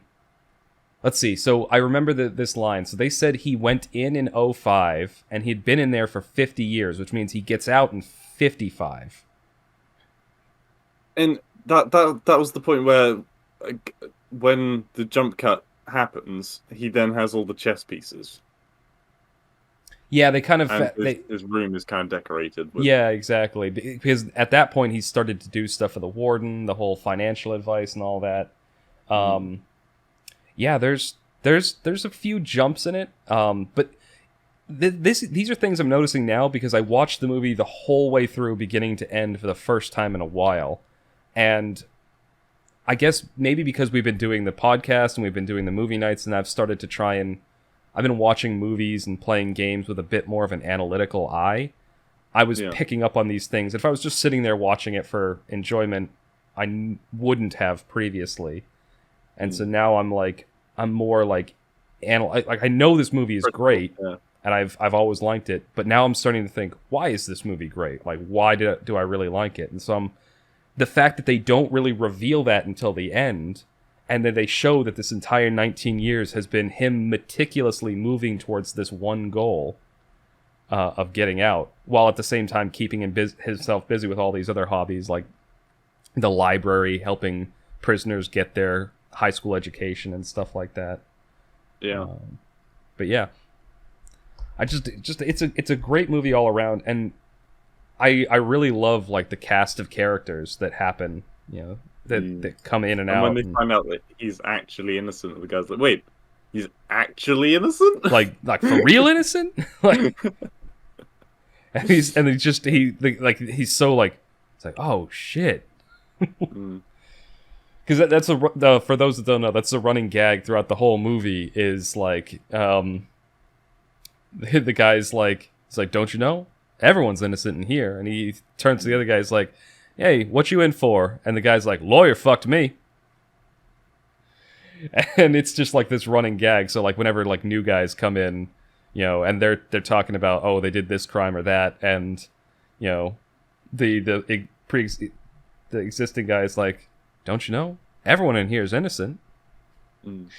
And yeah, I don't know. There's a lot of that. A lot of setup and payoff throughout the movie. Like, they set up something in just this very natural way, and then a little later in the movie, you just get that satisfied feeling where it comes back up, and you're like, I remember that. Yeah. Yeah. Such a good movie. But no, I'd highly recommend rewatch it, and watch it from the beginning. Yeah, I think it's a good Christmas film. It's one for sure that you can come back to and watch again. Yeah.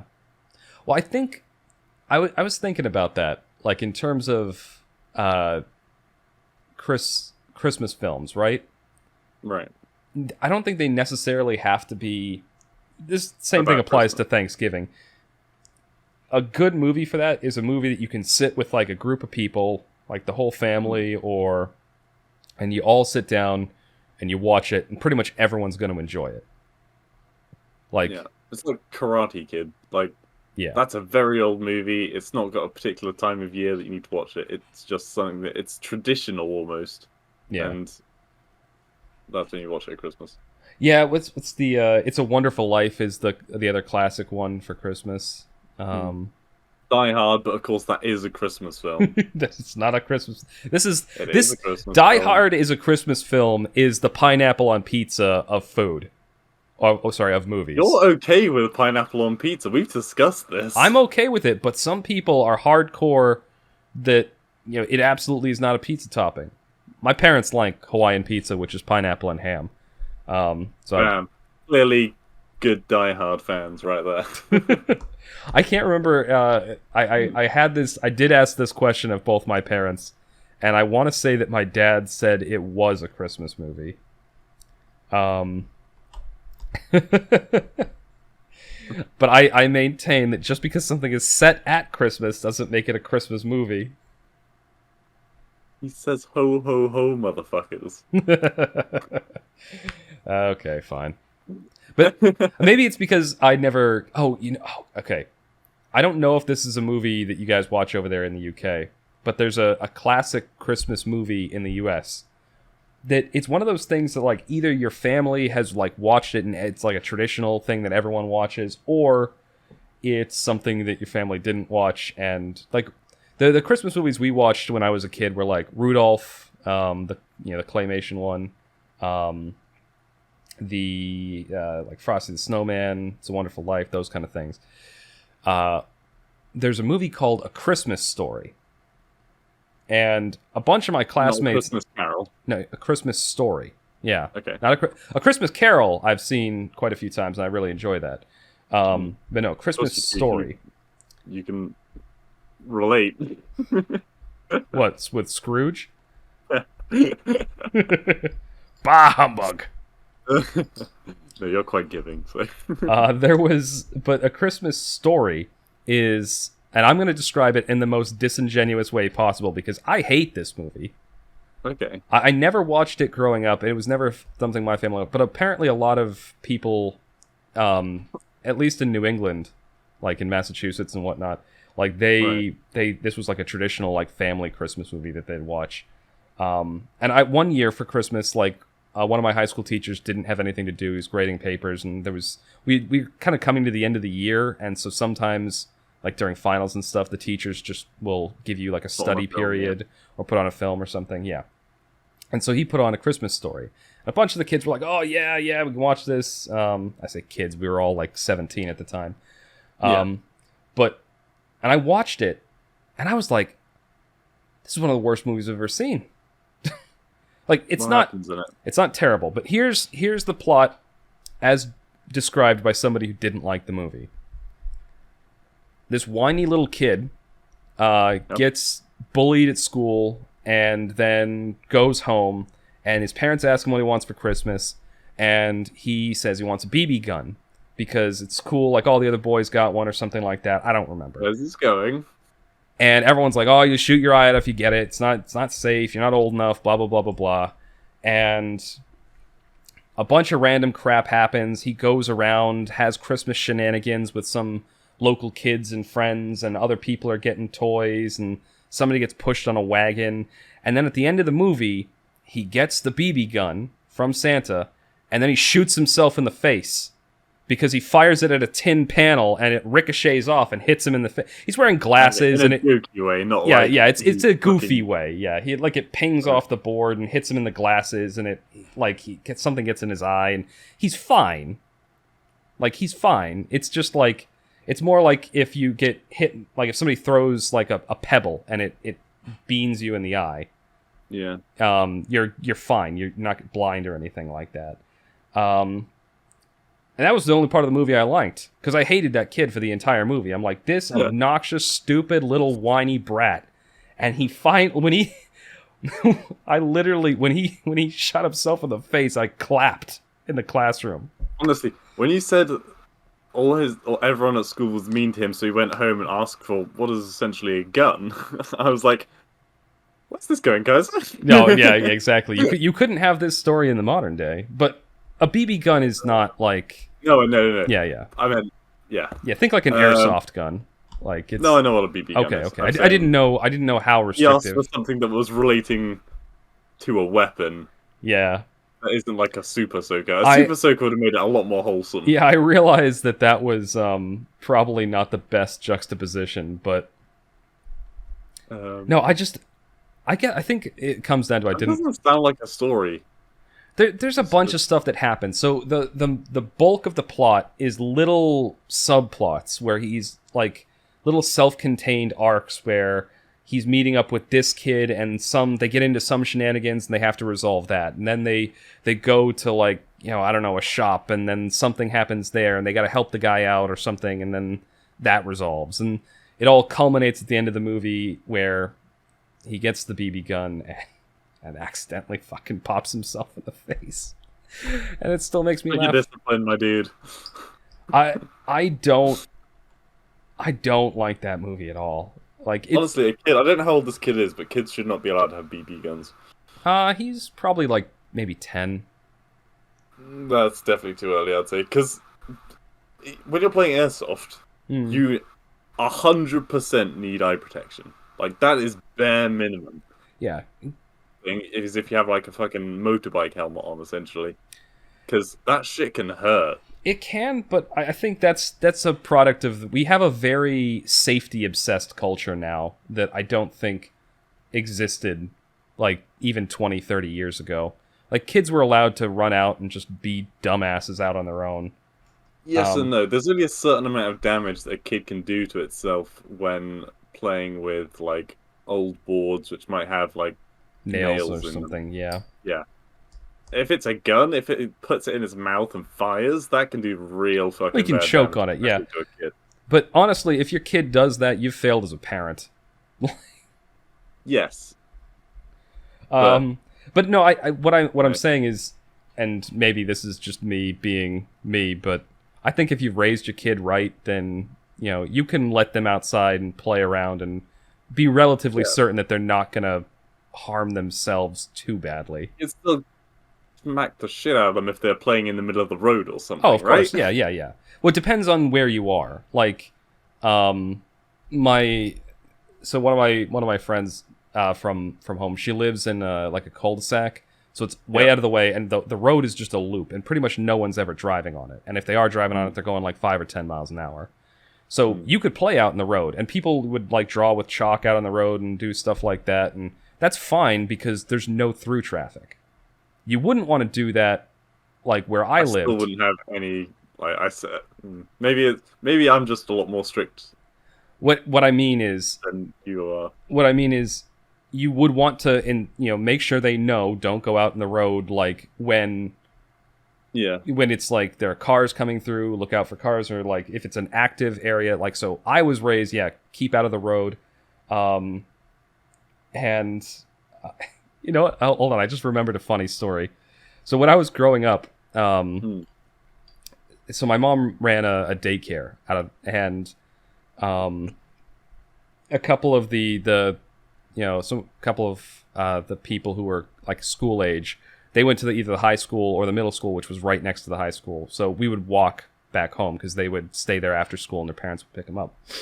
And I was told by my mom, when you're walking home, make sure the girls are on the inside of the sidewalk and you're on the outside, because if a car hits someone, it should hit you. Yeah. I don't remember if that's the exact way she phrased it, but that was the implication. It's like, you stay in the danger zone. But around my house, those days. Around my house, it was very much, like you wouldn't want to play because there was a lot of through traffic. So it was very disciplined. Don't go out in the street. You shouldn't play in the street. But I'm saying, depending on where you grew up, you might be able to be a little bit less disciplined in terms of whether kids could do that. Long-winded story to basically say nothing. Anyway, did you have a good Thanksgiving? I did. Did you give thanks to many things? I was thankful for the food. It was fucking amazing. I still have leftovers that I'm going to be eating all weekend. Nice. No, but it was really good to see, because we hadn't had the whole family together in a while, because there was always one or two people that couldn't make it because of all the lockdowns and restrictions. Last year, I don't think we had Thanksgiving at all. It was basically like... It was just like we all were in our own little bubble, so I went home to see my parents. Yeah. And same thing with Christmas, I think. No, Christmas, I think we got people together. but it wasn't everybody. So it was great having whole family there. Yeah, I think we're gonna have a bit of a. So I'm spending Christmas with Alicia and her family, and then I'm gonna have like New Year's basically with my family. I think that's kind of a good thing of having like two events within close proximity of each other. You can rotate. Yeah, you can do more than just one family if it's kind of hard to fit them all into one place. That's always the way we. So originally, when my grandfather was still alive, we'd do it at his place. Like everyone would culminate at his place. You know, everyone would get together. They had a nice yard to play on. This big rock face out front of the place that the kids would climb on. Nice. And then we'd all go to the dinner table, have that, and then watch TV or stuff after the fact, or go out and play again. But after he died, then we started doing a rotating thing. So like Thanksgiving was at my aunt's, Christmas was at my uncle's, and Easter was at my parents' place, and we'd kind of rotate between the three locations. Gotcha. Yeah, that's cool. Yeah. Family's a good thing. Remember that, everybody out there. Don't cut ties with your family, even if they piss you off. Unless you have good extenuating circumstances. Unless they're like, I don't know, a felon. And they're, I don't know. Yeah, I think that's a good thing. It like a good rule of thumb. If they have, even if they have a criminal record in some cases, it's like it's a difference. Like a bottle of wine or something, haven't they? If they have a criminal record, but they've done their time, they've paid for their crime, and they're redeeming themselves, bring them back into the fold. But don't break ties with people over something as petty as politics. Yeah, God no. I'd like to think that most people's families are stronger than a simple conversation. I know that a lot of people's are, I think. Yeah. But I think, and maybe this is just my impression, or maybe because I'm kind of cynical, I feel like it's becoming increasingly common for them not to be that strong. And it's just a feeling of mine. I don't have proof of that. I might be completely wrong, and I hope I am. Yeah, hopefully. Maybe it's because, the world, you can meet everyone in the world at a click of a button these days, that people are taking more friendships and less family ships because there's more availability, and you don't have to settle for a family. I guess that's a good point. Pretty dark thing. You don't have to get along with your family. Yeah, you can choose. You can find a new little bubble to go into, and it's like, I like all of these people. Yeah. They give me candy. Wait, no. But I actually think that that's a good thing. If there's a group of people, family, that you have to sit down with, and you have to get along with, even if you don't agree with them, even if you don't necessarily, think they're the best person in the world, because that's healthy. You don't want to be in a bubble that's like all people who agree with you, or all people that you... chamber, yeah, because you need to... It's healthy to be around people that get under your skin sometimes. Diversity. Actual diversity, and not the weird sort of pedigree diversity that we talk about now. Anyway, that's a good positive thing to end on. Get along with your family. Yeah. Happy Thanksgiving. Happy Thanksgiving. All right. This is going to be the end of episode 70 of the TMCJ podcast. Thank you all for listening, and you will hear us again next week.